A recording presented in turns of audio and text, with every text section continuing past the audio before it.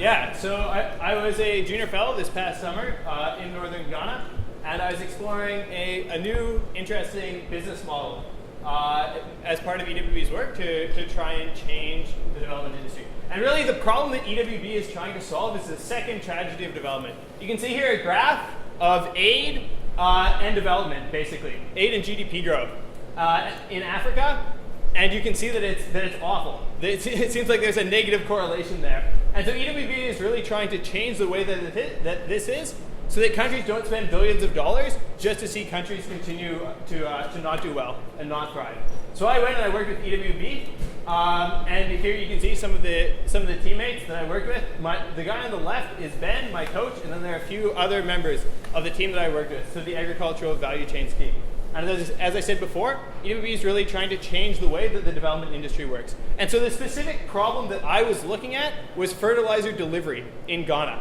So farmers are increasingly using chemical fertilizers to increase their yields, especially of maize in Ghana.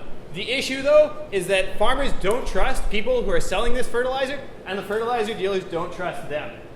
And so you can't get deliveries direct to the village. And so the idea is that we introduce a third actor here who would hold farmers' money in trust for them until a delivery has been made.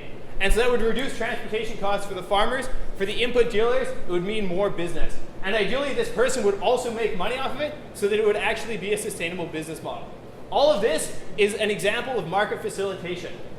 The idea is that you work with different levels of a value chain, and you don't involve yourself in the actual, chain. So you work with different actors to build relationships that will stay there after you leave. So to dive into this and really explore this, I spent 2 weeks at the beginning of my placement with Pastor John in Jindaboa. And I was trying to see what farming was really like in Ghana. What do they farm? How do they farm it? When do they farm it? How much fertilizer do they use? When do they apply it?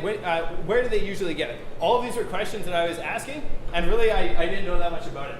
After that, I traveled to Tamale, the big city in northern Ghana, and there I was supposed to go out on a tour to talk to farmers about bulk fertilizer shipments. This tour never really ended up happening. It turned into something else and was delayed and didn't happen. So instead, I went and I talked to fertilizer dealers and the people buying fertilizer from them about how they bought fertilizer. How did they get the money, and when did they buy it? I then traveled to a small town, Yamokaraga, and was able to speak with a few farmers groups.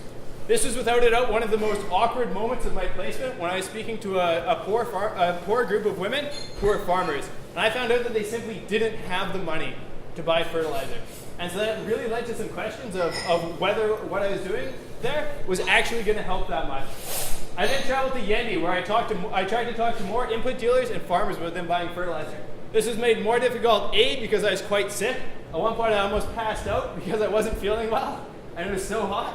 It was also tough because it hadn't rained, and farmers only apply their fertilizer just after it rains, so I was only able to talk to 4 people over a weekend.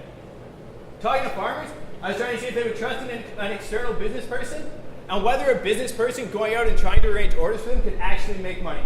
As you can see, both of these things seemed unlikely.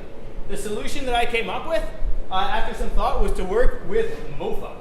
And so MOFA is the Ministry of Food and Agriculture in Ghana. MOFA officers have a couple key advantages. They already work with farmers, and so might have that trust, and they're supposed to be visiting farmers on a regular basis. The 2 questions that I then had were, would farmers trust them enough? And would there be actually high enough demand for fertilizer this year and going forward? So one of the first groups that I talked to was headed up by the guy in the blue jacket.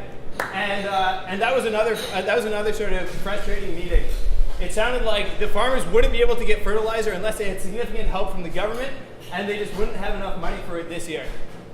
Later, just after I talked to them, I talked to another farmers group, and they said that they probably would. And I was asking them questions, and they kept on it sounded good. It sounded like they might be able to have like 100-bag shipment of fertilizer, and we could test out our business model. So I talked to that group. I talked to a number of other groups. Most of the other groups, the orders would be pretty small. So it was mostly that one group that I talked to on my first day that I was hoping on. Throughout my placement, when I was working in Bole with MOFA, this man was one of my favorite guys to talk to. He had a lot of experience. He's Mr. de Klerk. He had a lot of experience. He had a very farmer-first orientation. He really cared that it would work for the farmers would like the system, and he also had a very practical idea of what would and would not work. However, after a number of meetings and trying to get this, trying to see if this would actually work, I met with this farmers group. And this was a farmers group that it looked like it would work the best with. On my second meeting there, I found out information that was pretty devastating to my idea of running this business plan this year. And it turned out that they hadn't really thought that I was serious until I came back. So I headed back to June Du Bois and talked to Pastor John. It turned out that Pastor John was organizing a 400 to 800 bag shipment of fertilizer. And so I was on the phone. I was talking to him. I was on the phone with another guy, an input dealer that I met in Tomalin, Emmanuel here, who would be able to organize a shipment of fertilizer all the way from near Accra in the south of the town, all the way up to Pastor John. It was back and forth whether or not it would happen.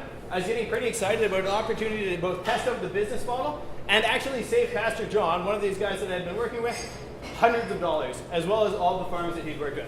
In the end, it turned out that he had prior engagements, and that actually didn't work out either. So, what I ended up doing, we held a planning meeting. All of the signals were that this program was quite feasible and that it would be good for farmers, but for this upcoming season and not the current season. So here you can see farmers allocating stones as to which crop they'll grow, and we held a planning meeting to see how it would work best. One of the things that came up with at this planning meeting was a debate between public and private sector. One of the guys was arguing that people will work hard because of their job, because that's their job. Someone else said no, people will only work hard if they are incentivized to do so. And to me, that makes a lot more sense. And that was a huge debate. At the end of all this, I have a big question of whether or not this is a sustainable system that I set up. So this is Mohammed, one of the guys that I was working with. Here he is working in Excel. I came back from teaching him something, and he has a calculator. I was like, all of Excel is a giant calculator. I'm not sure how well this database will work. And in addition to that question, there's also the tougher question of even if we do raise fertilizer shipments in that district, are chemical fertilizer shipments really good for those communities in the long run, or is it just setting them up for failure if fertilizer prices spike?